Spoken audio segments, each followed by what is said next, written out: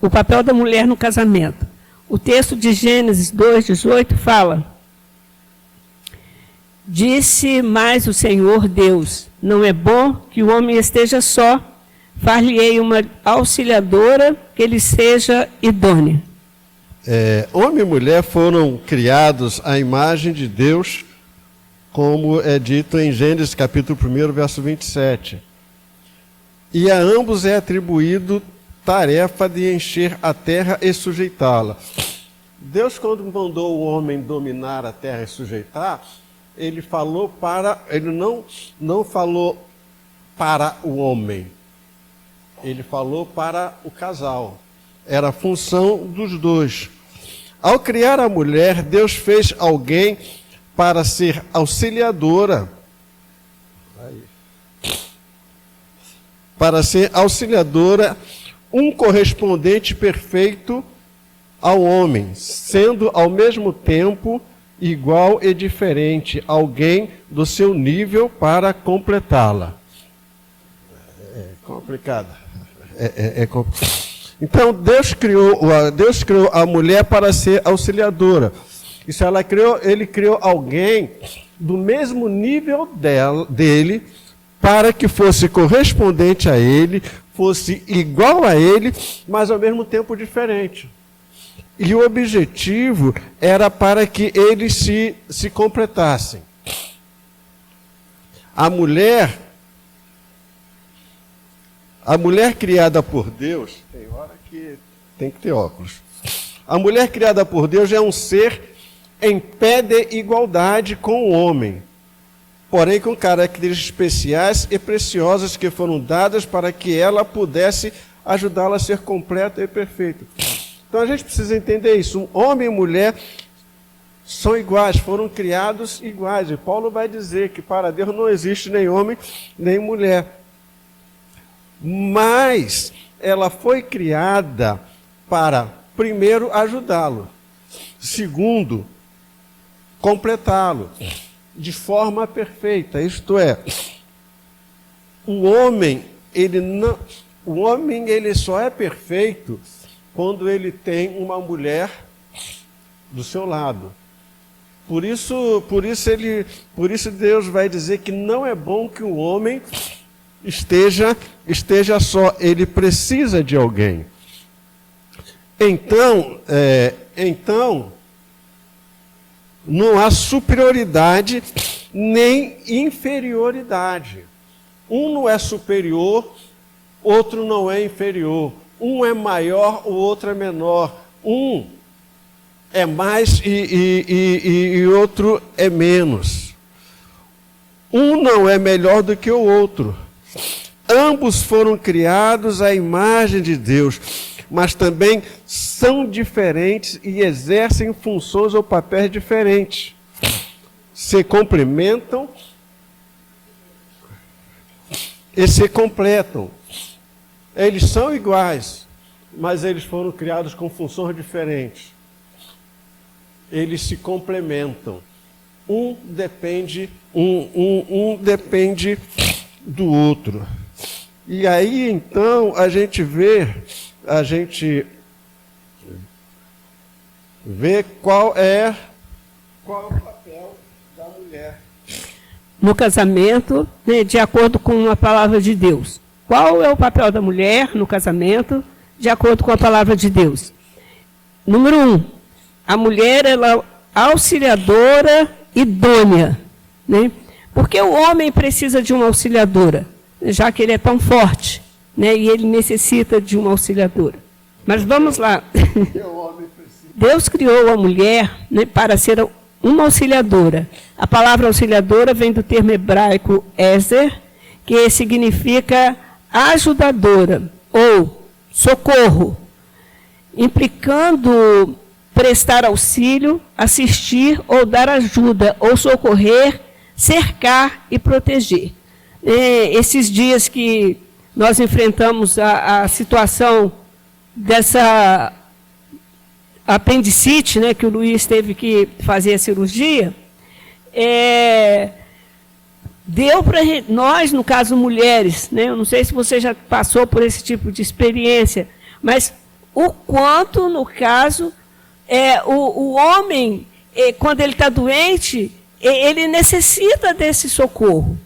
E se nós somos realmente auxiliadora idônea, porque foi assim que o Senhor nos criou, Ele nos capacita para poder ajudar, Ele nos capacita para poder socorrer, né, para prestar o auxílio e para cercar, para proteger. Tipo assim, o Luiz acordou ou mexeu, eu já estou ligada, né? Eu penso que, né, todas nós esposas, nós somos assim, é da mulher, faz parte da mulher. Apesar que pode também ter algumas que não estão nem aí, né, e não cumpre com a sua função de ser essa auxiliadora, mas nós precisamos entender que nós fomos criadas, né, para ser essa auxiliadora idônea, para cuidar, né, do nosso amorzinho. E no caso aqui é interessante, né, que o significado é ajudadora ou socorro, implicando auxílio, assistir ou dar ajuda, socorrer, cercar e proteger.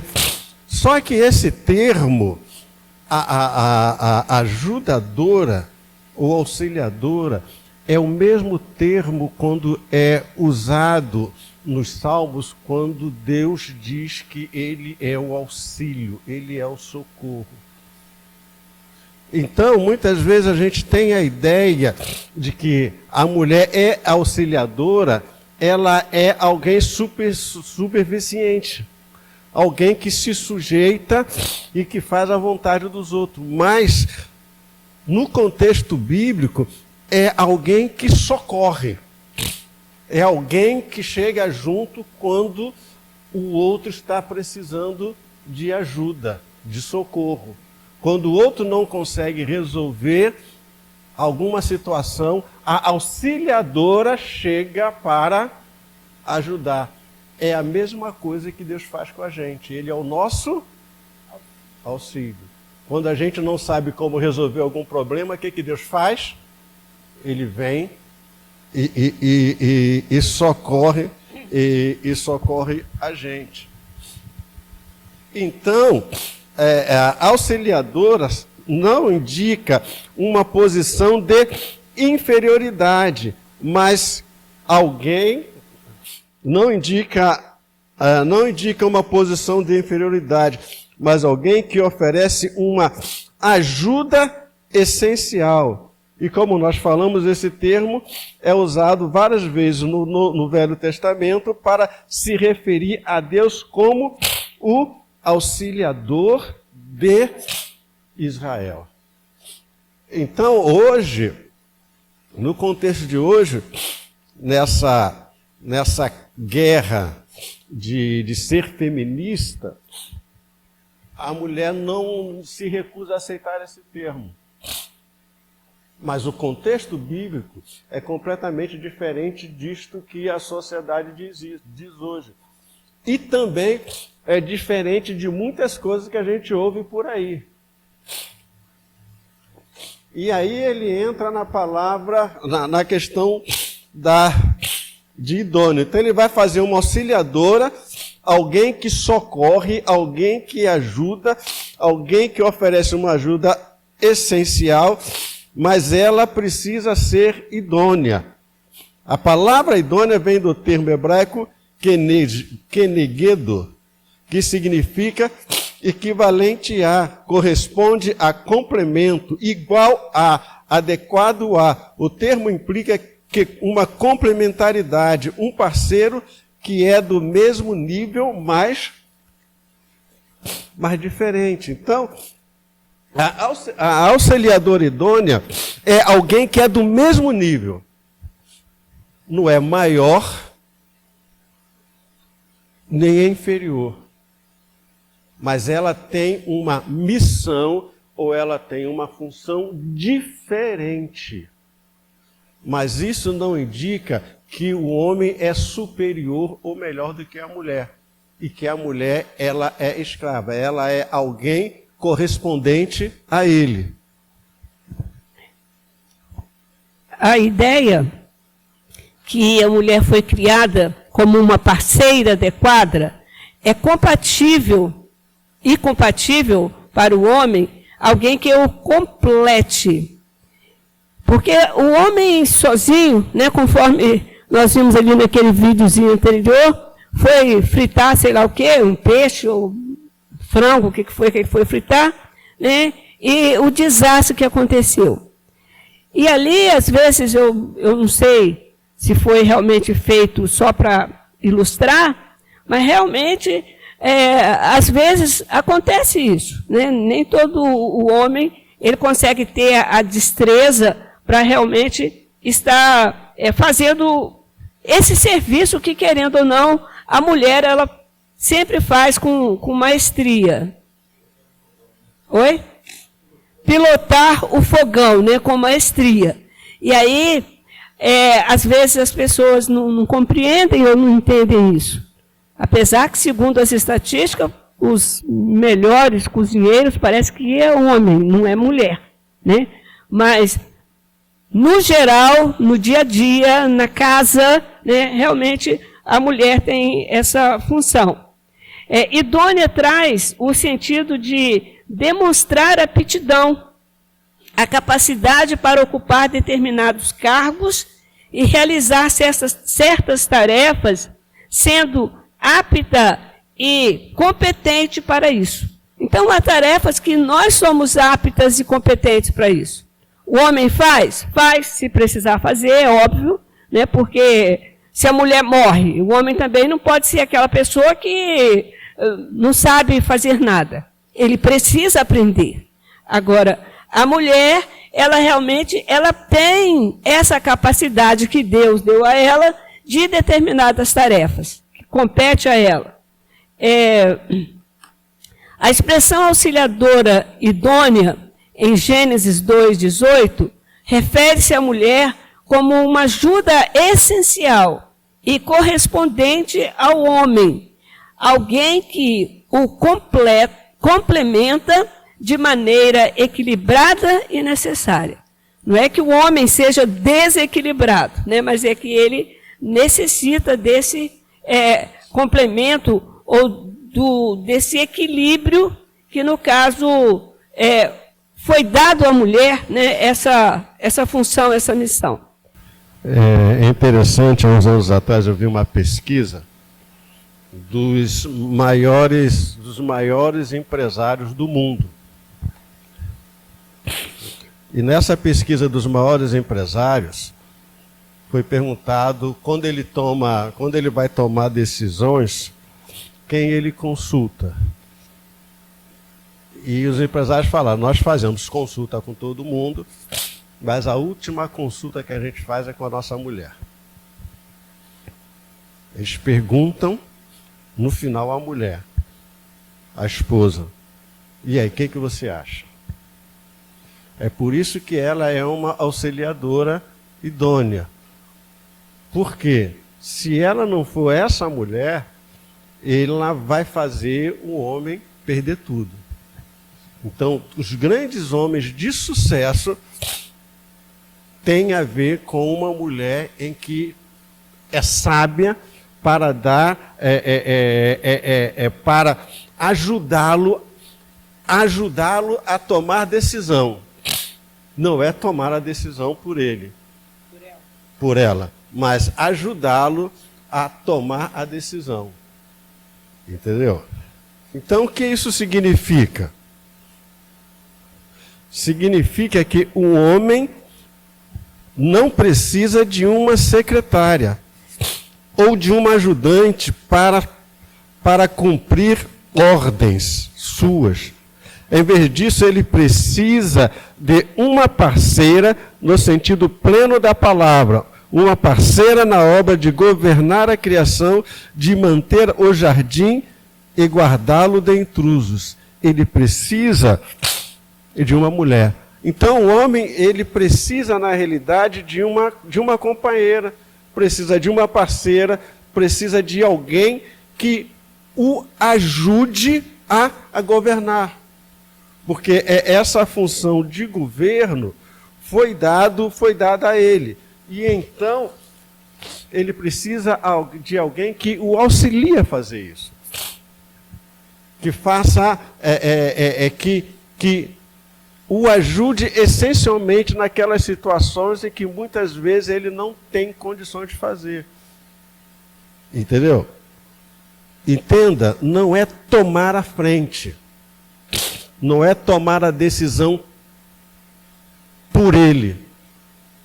Mas é ajudá-lo a administrar a vida. E aí o outro ponto que a gente vai entrar então é a questão da submissão. E aí que entra o problema, né? E aí que a gente começa a ter problemas. A submissão é um princípio bíblico que expressa a ordem e hierarquia que Deus estabeleceu para o casamento. Submissão não significa inferioridade, não significa dependência ou opressão, mas sim cooperação, complementação e proteção. Uma é a função do homem, outra é a função da mulher. Então, a submissão é um ato de amor e fé e humildade da esposa. A esposa deve ser submissa ao marido como ao Senhor. Ou seja, obedecendo e seguindo em tudo o que for. O quê? Esse é o detalhe.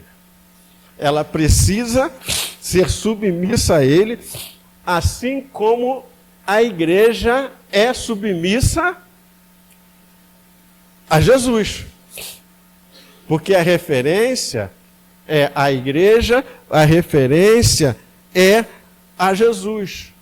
Mas essa submissão tem a ver naquilo que está de acordo com a vontade de Deus. Então a submissão bíblica é uma expressão de amor e respeito mútuo.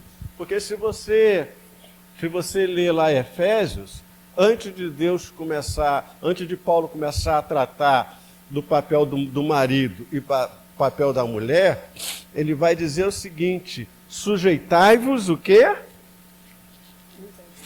Uns aos outros. Sujeição é submissão. Não é só a mulher que tem que se sujeitar ao homem, mas Paulo fala, sujeitar-vos uns ao outro. A gente precisa entender isso. Então, a submissão bíblica é uma expressão de amor e respeito mútuo, em que o marido deve o quê? Qual é a função do marido? Amar e servir a esposa. Porque quem fez isso? Porque qual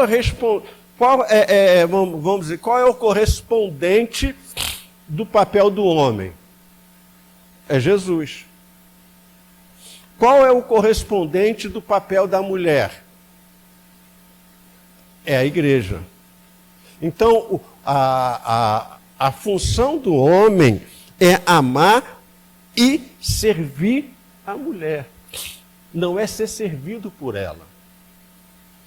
Ele tem que servir a mulher, assim como Cristo amou e serviu a igreja. E como Cristo amou e serviu a igreja? Como é que foi? Então o que é que o homem tem que fazer? Você é o cabeça? Você é o cabeça da casa? Você é o cabeça? Eu sou o cabeça. A minha função como cabeça é amar e servir a minha mulher como? Dando a minha vida por ela. Vamos dizer o seguinte: você está chegando em casa, para o carro, aí vem um camarada bota aquele trezentão na sua cara, vou levar sua mulher. Você tem duas opções. Qual? Deixar ir? Isso é, a prioridade nossa é cuidar, servir a nossa esposa. Se necessário for, morrer por ela.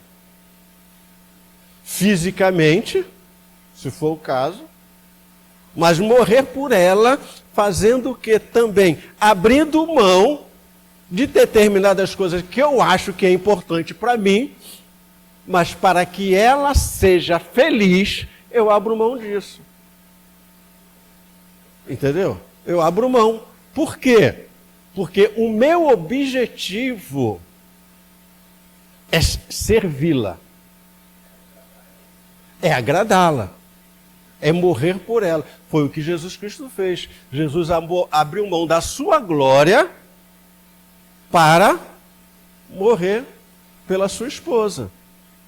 Por quê? Ele queria ter uma esposa santa, maravilhosa, adornada. Então, se ele queria ter uma esposa especial, ele teve que fazer algo especial. Se você quer ter uma mulher especial, você vai ter que fazer algo especial para ela. Você vai ter que sair do comum. E aí você vai ter que, como Cristo fez, se sacrificou por ela. Isso. Sacrificar, você vai ter que renunciar a determinadas coisas que você tem direito, que é direito seu, mas você abre mão do seu direito para ela e por causa. Agora, por outro lado, né? Por outro lado, a esposa, por sua vez, deve se submeter ao marido em amor e respeito. Enquanto o marido tem que amar e servir e se sacrificar por ela, e é interessante que a Bíblia fala, mostra que o homem tem que morrer por ela, mas não diz que ela tem que morrer por ele. Vai levar ele? Pode levar. Pode levar ele sem problema nenhum. Eu não vou brigar para salvar ele, não. Entendeu?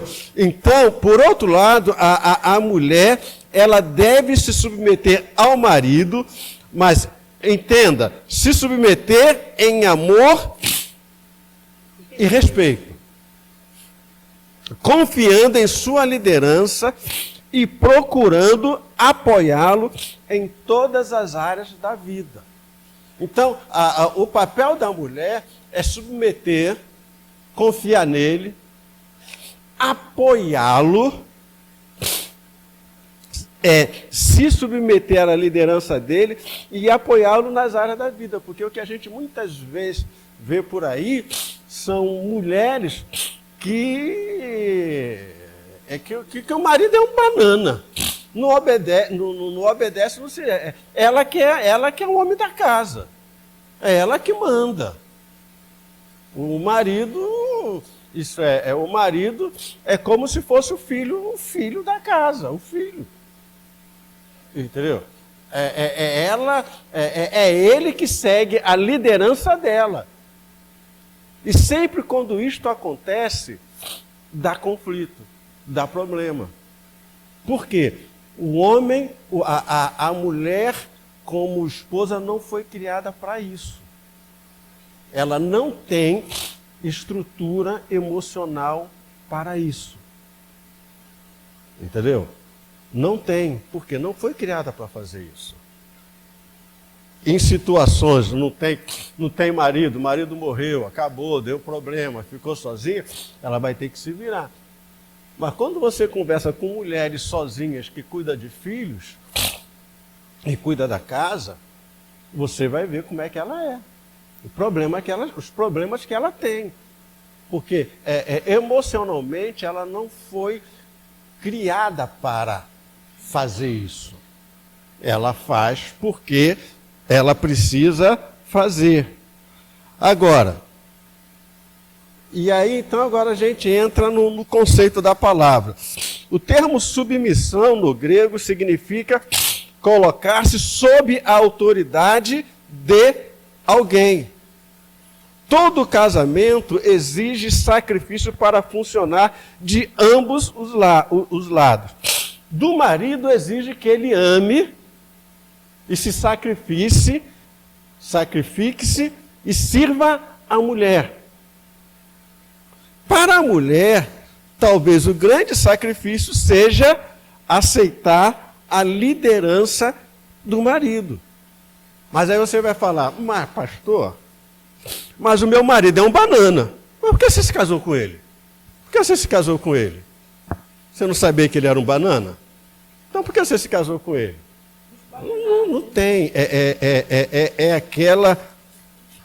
É aquela história. Não existe essa história de casei enganado. Isso não existe. No namoro, no noivado, dá os sinais. Só que quando está casado, aí a coisa se revela. Se eu estou namorando e dou uns empurrão nela, talvez no casamento eu não vou dar um empurrão, vou dar um tapa.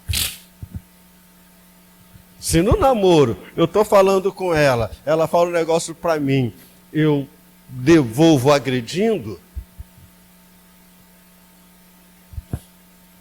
mas a gente acha que o amor muda tudo, o amor não muda. Entendeu? Então, a mulher, assim como o homem precisa entender que ele tem que se sacrificar por ela, fazer tudo por ela, a mulher precisa entender que ela precisa fazer esse sacrifício de se sujeitar à liderança do marido, deixar o marido liderar. Deixar ele ser o cabeça, o cabeça do lar. E a gente tem que entender isso. Eu sempre falo isso. O dia que eu chegar em casa, dar o soco na mesa, olha, quem manda aqui sou eu. Isso significa que ele não mandou, nunca mandou, não vai mandar, nunca vai mandar. Porque quem manda, quem lidera, não precisa dar carteirada. Não precisa dizer, sou eu. Eu sou o homem dessa casa. Certo? Quando o cara diz isso, é porque ele não é homem de casa nenhum, é um cabeça de prego. Porque ele não precisa dizer. Ele precisa viver essa realidade. Quando pensamos então, quando a gente pensa então em submissão, a gente deve entender o seguinte: primeiro, a autoridade ou liderança por parte do marido não é um direito de comando e controle, mas uma responsabilidade de amar como Cristo amou, dando vida por sua esposa na forma de liderança servil. Por isso Pedro vai dizer, maridos, o que o marido tem que fazer? Vivei a vida comum no lar. Ah, mas eu não lavo o prato. Você vai lá, acho que é Ezequiel, que diz que ele ia fazer com Jerusalém como o homem faz lavando prato. Então a Bíblia diz que o homem lava prato. Entendeu? Lava prato. Entendeu? Então, o marido não pode ser aquele que chega em casa e a casa está bagunçada, né? Aí o que o cara diz? O que você fez o dia todo? Mas o cara não sabe que você tomou café da manhã, tem louça para lavar. Acabou de almoçar, tem louça para lavar. Se tem criança, a casa fica suja quase que o dia inteiro. E a mulher se esgaça toda, aí o marido chega em casa, né? Ué, o negócio tá... A comida não está pronta. Mas o que houve? Você não fez nada.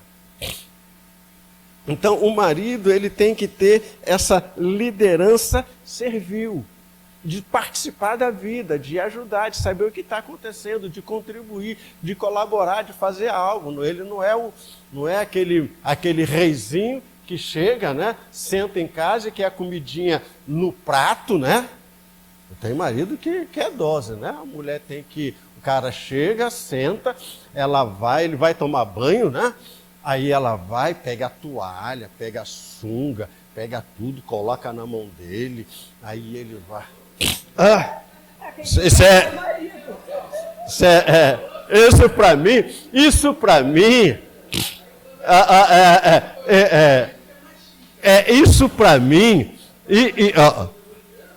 olha, eu faço assim, é como Paulo diz, digo eu, não o Senhor. Isso é frescura. Isso é frescura. E se o dia da mulher não poder fazer? Você entendeu? Não, você tem que aprender a fazer as coisas. Tem que aprender a fazer as coisas. Gente, só um minutinho, para a gente poder, né, entender isso aí. Quando a gente casa, o marido vem para casa com os costumes lá da família dele e vice-versa. Acho que eu cheguei até a comentar isso na aula passada. Por um exemplo, eu tenho pavor que seque com a minha toalha. Então, no início, porque a minha mãe educou a gente assim, cada um tem a sua toalha, ninguém pode usar a toalha do outro. Aí chego, caso, eu boto uma toalha para o Luiz do conjunto, né? Pouca diferença, aí ele vai e secava com a minha toalha. Aí eu brigava. Aí eu passei, que isso, senti cheiro? Eu peguei, passei, eu colocava uma toalha bem escura para ele e a mais clara para mim. A minha fica desse lado, a sua fica desse. Se por um acaso eu colocar a minha do lado que fica dele, às vezes aí ele fica assim meio perdido. Então, ele, querendo ou não, nesse ponto, ele foi ensinado ou adestrado a entender que eu tenho a minha toalha, ele tem a toalha dele. Por um exemplo, eu como mulher, eu deixo a gaveta, né, quando eu tinha casa que tem gaveta, que minha casa agora não tem gaveta não, tem umas caixas lá. Cada caixa tem uma sacola que é de cueca dele e de meia. Ele sabe onde está. E a outra que são as minhas. Se ele sabe que está ali, vai quebrar a mão dele lá pegar a cueca dele ou a meia dele? Claro que não. Agora, é claro, amorzinho, por favor, pega uma cueca para mim, ou pega a meia para mim. É claro que eu vou pegar, sem problema nenhum. Mas agora, ele pode muito bem pegar, porque ele não vai morrer se ele fizer isso. Eu sempre, só um minutinho, eu troco as toalhas, tudo direitinho, boto a toalha lá do banheiro, põe a dele de rosto e põe a minha também, cada um tem a sua. Para quê? Para poder não ter confusão de um pegar do outro. Então, nós mulheres também temos que estar ligadas com relação a isso. Porque o marido, nesse ponto, ele precisa de ser ensinado, auxiliado. Quer ver uma outra coisa? Homem não sabe fazer xixi. Aí o que acontece? Eles vão fazer xixi, vai lá, joga, traz até no teto. Poxa, não sabe fazer xixi? Senta, faz xixi sentado. Aí, no caso, aí moça implica comigo que no caso que não existe isso. Mas ele aprendeu a fazer xixi, no sentido de não fazer aquela sujeirada toda que no início ele fazia. Então, são detalhezinhos que precisamos falar. Se você, mulher, não fala, aí você vai... Né, então, você precisa falar. Mas vai falar com ignorância? Ah, não. Mocinho, né, por favor... Aí, no caso, aí ele aprende. Agora, fala uma vez, fala duas, fala três, não aprende. Ah, mocinho, assim não dá, né? Então, nós precisamos ajudar, auxiliar, obrigada, tá, o nosso marido com relação a esses detalhes. Tá, Eleone, entendeu? Olha, a gente precisa entender o seguinte. Primeiro, a nossa mulher não é nossa mãe. Ela não é nossa mãe. Não é nossa mãe. Agora, a mulher precisa entender que o marido não é filho. Que o marido não pode ser tratado como filho. Entendeu? Eu não posso achar que a minha mulher é a minha mãe, que tem que ficar à minha disposição para fazer tudo o que eu quero. E se não fizer, eu faço pirraça. Mas mas ela precisa entender que eu não sou o filho dela, em que ela manda e desmanda. E se não fizer o que ela quer, vai botar de castigo. E aí o homem sabe qual é o castigo, né? Aí o homem sabe qual é o castigo. Olha, vamos pensar, vamos lá, vamos cá.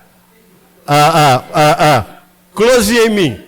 A gente vai tratar sobre isso. A gente vai tratar de tudo isso. Olha, vamos lá, atenção, vamos lá. Qual é a referência do homem? Qual é a referência do homem? Quem é a referência do homem? Jesus gritava com a sua esposa? Jesus maltratava a sua igreja? Ele batia na sua igreja? Ele era grosso com a sua igreja? Ele era mal educado com a igreja? Não, nunca foi. Ele disciplinava.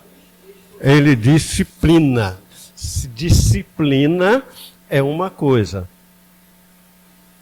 Então, o meu referencial é a pessoa de Jesus, do tratamento dele com a igreja.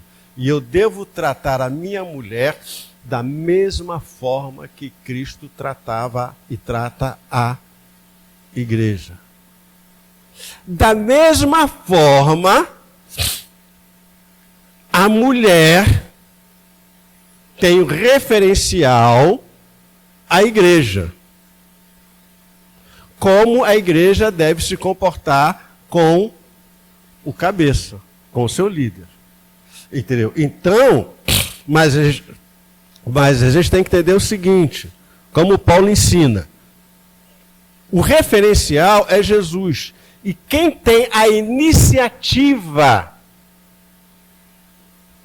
é o cabeça. O cabeça não espera, Jesus não esperou a igreja se submeter a ele. Jesus não esperou com que a igreja o servisse. Jesus, ele amou e serviu. E ele amar e servir, ele conquistou o serviço da igreja. Então, o referencial fundamental é Jesus e a igreja. A gente não pode fugir. Agora, a nossa sociedade, ela coloca outros referenciais. O problema é que nós vivemos na igreja, ou vivemos como cristãos, não usando o referencial bíblico, mas usando o referencial da sociedade. Só que esse referencial da sociedade, ele está trazendo o quê? Destruição da família. Por quê? Ninguém se submete a ninguém, ninguém se sujeita a alguém. Os dois são iguais. Não são iguais. Os dois são independentes, cada um cuida da sua vida. Não é cada um cuida da sua vida. Não são iguais. Eles têm papéis diferentes. E só dá certo quando cada um entende o seu papel. Mas a iniciativa fundamental, e isso é difícil para nós homens entendermos, que o casamento ele começa a dar certo, não é quando a a mulher começa a fazer a parte dela. É quando o cabeça começa a fazer a parte dele. E quando ele começa a fazer a parte dele, a mulher ou a igreja começa a perceber que é amada. Que é alguém que a ama, que sacrifica por ela. E ela, consequentemente, se coloca debaixo da proteção dele.